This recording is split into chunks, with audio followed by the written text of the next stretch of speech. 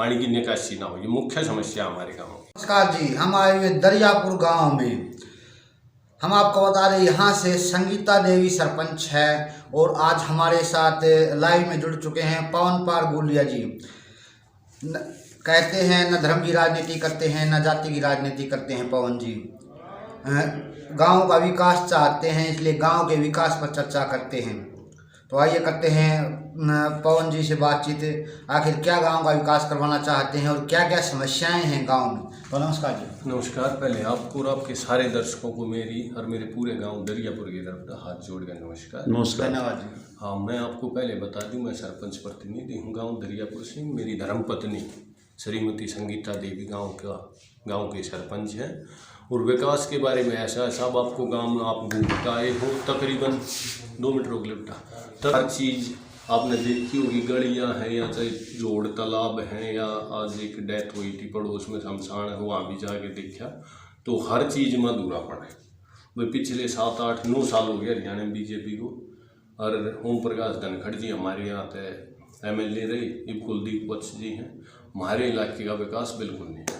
दरियापुर गांव में आज के दिन भी किसी गांव में ऐसा नहीं होगा कि पूरे गांव के चारों तरफ गंदे नाला ना हो, पानी की निकासी ना हो, ये मुख्य समस्या हमारे गांव की। गलियों की है, तालाब की है, स्ट्रीट लाइट है, कैमरे हैं, बहुत सारी समस्याएं हैं।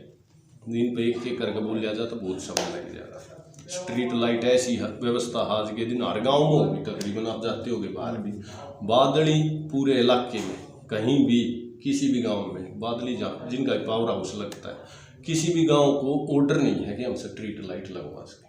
तो सरकार तो मैं आपके माध्यम से कहूँगा भाई इस चीज़ को आप फोकस करें, गाँव में स्ट्रीट लाइट की व्यवस्था करें।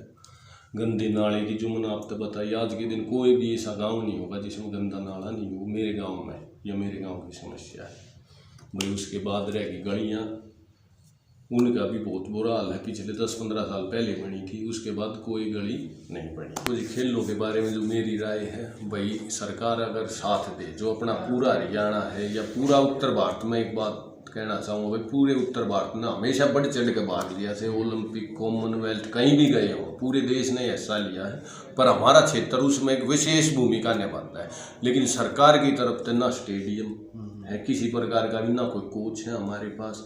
तो मैं सरकार तो यही बात कहूँगा भाई, गाँव में हर गाँव में आप छोटी छोटी सुविधा शुरू करो, खेल नर्सरी शुरू करो, तो हमारे गाँव तो भी क्यों ना बाहर जाएंगे बच्चे। एक तो एक अच्छा बच्चा है, लेकिन यहाँ कहाँ जाते हैं, कोच नहीं है हमारे पास। कोचिंग के लिए दिल्ली जाते हैं, 70 साल स्टेडियम जाना पड़ता है, जो 3 घंटे का सफ़र 3 घंटे वापस आने में। तो इस चीज़ का सरकार तो मैं कहूँगा थोड़ी गौर करे तो बहुत अच्छा हो।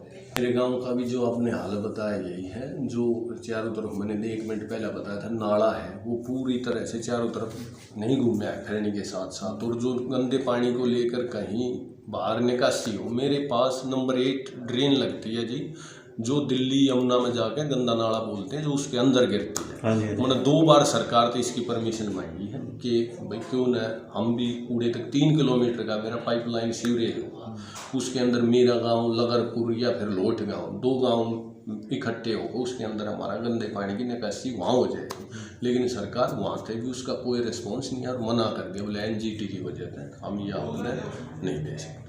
पानी निकासी का फिलहाल कोई साधन नहीं है। अब 4 दिन पहले बारिश हुई थी, जैसे पूरे हरियाणा में, उत्तर भारत में हुई थी, जब बुरा हाल था।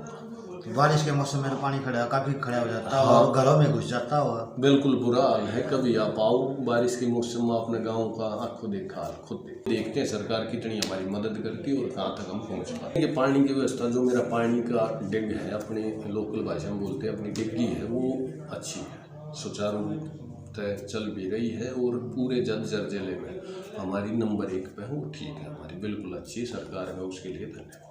देखो जी, स्वच्छता जो अभियान चल रहा है उसके तहत मनरेगा के तहत भी काम करा रहे हैं। जैसे अब पूरे गांव की फिलहाल हाजिर इसी समय गांव की सफाई चल रही है, उसमें मनरेगा की लेबर भी लगा रखी है और बाहर से भी ठेकेदार के थ्रू भी लेबर लगा रखी है।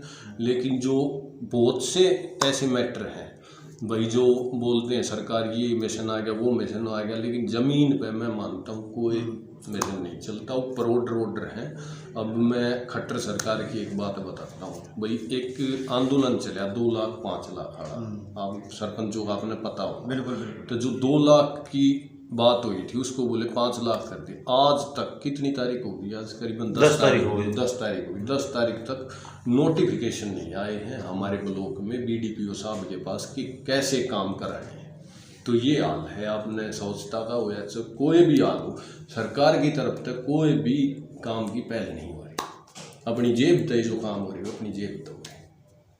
देखो जी, महिलाओं के लिए फिलहाल सोच तो बहुत कुछ है, सोच तो बहुत कुछ लेकर चल रहे हैं। हम तो ये सोच रहे हैं जो छोटी बच्चियां उनके लिए भी कंप्यूटर सेंटर की सुविधा हो, जो बाहर नहीं जा पाते। लड़के तो कहीं भी पहुंच जाते हैं, लेकिन जो लड़कियां उनके लिए मैं ये सोच के चल रही हैं वो कि गांव के अंदर एक लाइब्रेरी बनाई जाए, एक पढ़ाई के लिए भी, और एक कंप्यूटर सेंटर, कंप्यूटर कोचिंग का सिस्टम किया जाए। ये सब कुछ लेके चल रही है। अब ये